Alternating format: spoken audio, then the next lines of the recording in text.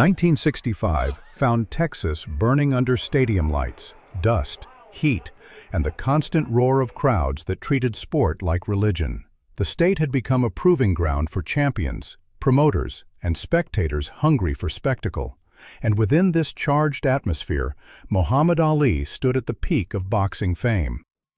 His victories had already reshaped the heavyweight division, and his name resonated far beyond the ring, echoing through newspapers, television broadcasts, political debates, and cultural movements. He was not merely an athlete, but a public force, a symbol of speed, intelligence, confidence, and defiance against expectations imposed by tradition. Yet beneath the image of invincibility, a quieter transformation had begun to unfold. Ali had continued to dominate opponents with footwork that seemed impossibly light and reflexes that defied conventional timing. But his mind had grown increasingly occupied with questions that went beyond winning rounds or collecting titles. He had begun to reflect on the nature of mastery itself, sensing that raw power and conventional technique might represent only a fraction of what human capability could achieve. Each training session had become not just preparation for the next fight, but an experiment in efficiency, control, and the limits of perception. Texas provided a fitting backdrop for this inner conflict. The arenas were loud and demanding, filled with expectations that he would remain the same unstoppable figure, repeating the performance that had already made him a legend. Promoters expected spectacle, fans expected dominance, and critics waited eagerly for any sign of weakness. The pressure of remaining untouchable weighed heavily, even as Ali outwardly projected confidence and composure. Publicly, he embodied certainty. Privately, he examined doubt as a tool rather than a flaw. His training routines began to shift in subtle but meaningful ways. While maintaining traditional boxing drills, he experimented with new approaches to movement, balance, and timing, seeking greater efficiency in every action. He studied reaction patterns, the flow of momentum, and the mechanics of energy transfer through the body. What once had been instinctual began to evolve into something more deliberate, almost scientific. His footwork became more fluid, his feints more calculated, and his defensive movements more economical, reducing wasted motion while increasing unpredictability. At the same time, Ali grew more aware of disciplines beyond the boundaries of Western boxing. Reports of unconventional martial techniques and alternative combat philosophies reached him through trainers, journalists, and athletes who had witnessed demonstrations of striking precision and neurological targeting. These accounts stirred his curiosity. Rather than dismissing them as novelty, he considered them potential keys to expanding his own understanding of combat. His growing interest in such methods did not weaken his commitment to boxing, but deepened his desire to explore the full spectrum of human physical potential. Publicly, this evolution went largely unnoticed or misunderstood. Some observers interpreted his shifting routines as theatrical experimentation or distraction. Others assumed that his confidence had grown into complacency. Few recognized that a champion already at the summit was preparing to climb even higher, not in search of additional titles, but in pursuit of a more complete form of mastery. In Texas during that year, Muhammad Ali remained the undisputed ruler of the ring. Yet within him, a quieter revolution had begun, one that would challenge his own assumptions about strength, skill, and what it truly meant to be the greatest. In Houston, an unusual circle of practitioners had begun to draw quiet attention within select athletic and military communities. They operated outside mainstream sports culture, representing an alternative world of combat that emphasized control over brute force. At the center of this group stood Victor Hardwell, a former military instructor whose career had been shaped by disciplined training, battlefield experience, and years of studying Eastern combat systems. His philosophy rejected the idea that boxing alone represented the pinnacle of fighting ability, arguing instead that rigid rules and habitual movement patterns limited true potential. Hardwell and his associates organized private demonstrations that focused on aspects of combat rarely explored in conventional boxing gyms.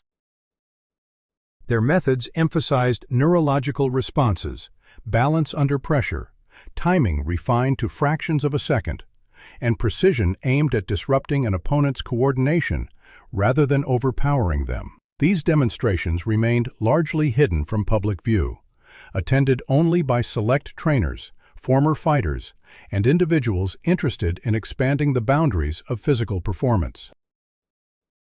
Through shared acquaintances in the sports world, Muhammad Ali gradually became aware of these gatherings. Reports described techniques that prioritized efficiency over spectacle and intelligence over force, challenging many of the principles that dominated professional boxing. Instead of dismissing these accounts, Ali regarded them with curiosity. His growing interest aligned with his ongoing search for deeper mastery, reinforcing his belief that dominance in the ring could evolve beyond traditional conditioning and technique. As these developments unfolded, Bruce Lee arrived in Texas during the same period, still early in his rise, but already recognized in niche martial arts circles for his disciplined approach and innovative thinking. While not the focal point of events, he became a perceptive observer of the shifting atmosphere surrounding Ali. Lee viewed the heavyweight champion not merely as an extraordinary athlete, but as someone capable of redefining the future of combat philosophy through openness to transformation. Within Houston's quiet training spaces and informal networks, a subtle convergence began to take shape. Fighters, instructors, and thinkers from different disciplines started to exchange ideas that blurred the lines between sport, science, and philosophy. Ali's name circulated frequently in these conversations, symbolizing the possibility that the world's most celebrated boxer might also become a bridge between established tradition and unexplored territory. The presence of these shadow figures and their unorthodox practices marked the beginning of a new influence on Ali's path, one that encouraged him to step beyond familiar limits and approach combat as a multi-dimensional art rather than a fixed contest of strength. The weeks that followed marked a decisive shift in Muhammad Ali's preparation, as his training evolved beyond the established routines that had defined his rise in boxing. He continued to refine the fundamentals of footwork, punching combinations, and endurance, but his regimen expanded into unfamiliar territory. Reaction drills took place outside the ring, involving rapid visual cues, unpredictable movement patterns, and exercises designed to sharpen instinct rather than rely on memorized technique. Breathing control became a central discipline, teaching him to regulate energy, maintain composure under stress, and recover with precision between bursts of explosive effort. Ali experimented with balance and body awareness, incorporating unconventional movement practices that challenged his center of gravity and forced him to adapt in motion. He tested variations of rhythm, timing, and feints, treating each session as an exploration of how the human body could outmaneuver expectation. These adjustments pushed his physical condition to a near-ideal state, enhancing his speed, agility, and resilience. But the deeper transformation occurred within his mindset. He gradually recognized that his greatness did not rest solely in raw power or dazzling reflexes. Instead, it stemmed from his capacity to evolve, absorb new concepts, and surpass the limits imposed by tradition. Training became a form of intellectual pursuit as much as a physical discipline, and every refinement reinforced his belief that a champion's true strength lay in adaptability and vision. Beyond the gym, the pressure of the era intensified. Public scrutiny followed his every move, and the press framed his unconventional preparation as theatrical eccentricity rather than calculated innovation. Commentators speculated that he sought attention, mistaking his curiosity and ambition for mere spectacle. Within established sporting circles, skepticism grew, with critics arguing that deviation from proven methods threatened the foundations of his success.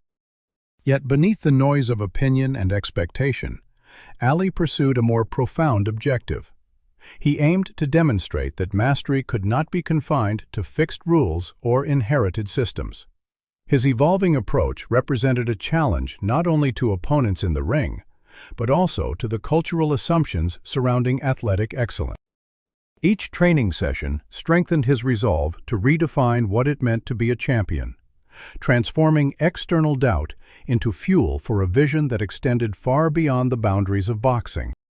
The private gathering in the outskirts of El Paso unfolded under a veil of discretion, far removed from the glare of mainstream sports media.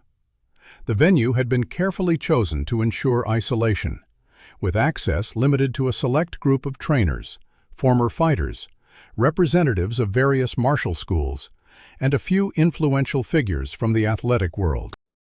No public announcements had been made, and no official records were kept, reinforcing the sense that what occurred there belonged to an inner circle rather than the public arena. The purpose of the event extended beyond simple exhibition. It had been designed as a controlled exploration of human potential beyond the familiar boundaries of boxing. Attendees approached the occasion with a mixture of curiosity and caution, aware that they were witnessing an experiment that challenged deeply rooted conventions. The space carried a charged stillness, where every movement, observation, and reaction felt amplified by the weight of expectation. Muhammad Ali stood at the center of the gathering as both participant and symbol. His presence embodied proven excellence, global recognition, and the credibility of a reigning champion. Observers viewed him not merely as an athlete, but as a benchmark against which new ideas could be measured. His physical condition reflected months of disciplined transformation, and his posture conveyed confidence tempered by intellectual focus. Each of his movements revealed an evolving philosophy that blended athletic precision with experimental adaptability. Bruce Lee attended as an invited expert, positioned on the periphery yet deeply engaged with the unfolding process. Though not the primary focus, his analytical gaze followed Ali's footwork, timing, and subtle shifts in balance. He studied the champion's evolving approach with professional interest, recognizing the significance of a boxer willing to transcend traditional frameworks. His role remained observational, but his presence underscored the event's broader implication for the future of martial disciplines. As demonstrations progressed, the atmosphere grew increasingly tense. Participants sensed that the gathering represented more than a private showcase.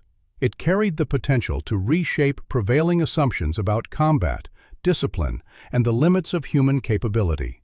Each display, each controlled movement, and each calculated test contributed to a growing realization that the boundaries separating boxing from other martial philosophies were not as rigid as once believed. By the end of the demonstration, the attendees understood they had witnessed something rare and consequential. The event did not seek applause or publicity, yet its impact resonated strongly among those present. In the quiet aftermath, it became clear that this closed demonstration marked a pivotal moment, one that hinted at a new era in the evolution of fighting arts and reinforced Ali's role as a catalyst for transformation within that emerging vision. Muhammad Ali moved through the sequence of tests with a measured intensity that revealed both discipline and curiosity. Each exercise was designed less for impact than for revelation, probing his reaction time, balance, and adaptability to stimuli that defied conventional boxing logic. Devices and techniques unfamiliar to the champion pressed upon him, not with brute force, but with meticulous precision, striking nerves and challenging coordination. Every step, every shift in weight, required his full attention, forcing him to integrate instinct with newly observed patterns. The arena, though quiet, vibrated with the tension of anticipation, as if every observer understood they were witnessing a rare confrontation between skill and understanding. One exercise in particular commanded the focus of all present. A controlled, highly precise strike was delivered to Ali, aimed not to harm, but to reveal the fragility of even the most formidable body. The blow was subtle in appearance, yet profound in effect. Ali's stance wavered, his muscles tensed against instinct, and for a brief moment the champion confronted the stark reality of vulnerability. Unlike any punch he had faced in the ring, this strike bypassed his usual defenses, exploiting timing and placement rather than strength. The response was immediate, physiological, a subtle shudder through his nervous system that demanded recognition. It was not a failure, not a loss, but a doorway to understanding. Ali absorbed the experience with a clarity that distinguished him from many of his peers. He felt the boundaries between raw physicality and the control of subtle energy, between reflex and comprehension. Each adjustment he made, each breath he controlled, reinforced a growing insight that mastery depended not only on delivering force, but on perceiving and navigating weakness within himself and others. The revelation unfolded gradually, yet irreversibly, leaving him with a quiet confidence rooted in comprehension rather than ego. From the sidelines, Bruce Lee watched intently, cataloging the nuances of Ali's response. He noted how the champion's mind remained open, how his focus adjusted without faltering, how his body adapted with both flexibility and intent. There was a rare humility in the acceptance of the unexpected, a mental strength that complemented Ali's already legendary physical abilities. Lee recognized in him the capacity to transform confrontation into a lesson, to allow perceived weakness to illuminate true power. As the series of demonstrations concluded, the atmosphere retained a charged stillness. Observers sensed the significance without fully articulating it. Ali had encountered forces designed to expose limitation, yet he emerged not diminished but enlightened. Each test reinforced the principle that dominance was not measured solely in punches landed or titles defended, but in understanding the mechanisms that govern strength, vulnerability, and control. In that moment, the champion's perception of power shifted fundamentally, embracing a new dimension of skill that transcended the familiar rules of the ring. Muhammad Ali returned from Texas carrying a quiet transformation that was invisible to the crowds, yet unmistakable in every fiber of his being. The private lessons, the precise strikes, the moments of vulnerability he had endured had reshaped not only his body but his mind. Each muscle seemed more attuned to subtle cues, each movement more deliberate yet fluid, each breath a metronome coordinating intention and action. His footwork acquired a rhythm that blended instinct with awareness, a rhythm that made him unpredictable in ways that even seasoned opponents could not anticipate. Every official bout he entered thereafter bore the mark of this evolution, the pacing, timing, and angles imbued with a new intelligence that transcended the spectacle of mere force. In arenas across the United States, the audience saw only the surface, the dazzling jabs, the evasive slips, the elegant rotations, but beneath it lay a champion transformed by insight. He no longer relied solely on speed or strength. He anticipated openings, understood leverage in its most subtle forms, and moved with an economy that belied the explosive potential contained within every strike. Each bout became a display of strategy and mastery, a dance of comprehension that made Ali seem to occupy multiple dimensions at once. The clarity of his vision in the ring, the calm yet commanding presence, spoke of a warrior who had touched something beyond conventional training. Word of the private demonstrations in El Paso did not reach the public. The press, the magazines, the fans would never see the strike that had opened Ali's eyes to the deeper truths of human combat. Yet in whispers among trainers, martial artists, and select observers, a legend began to take shape. Rumors circulated of the champion who had been exposed to forces that challenged his body and had emerged not weakened, but infinitely more capable. The stories varied in detail, some exaggerating, some mystifying, all pointing toward an event that transcended normal comprehension. Within these circles, Ali's name became a symbol not only of victory, but of evolution, of a fighter who had dared to confront his limitations. Bruce Lee remained a shadow in this emerging mythology, a witness whose presence confirmed the extraordinary.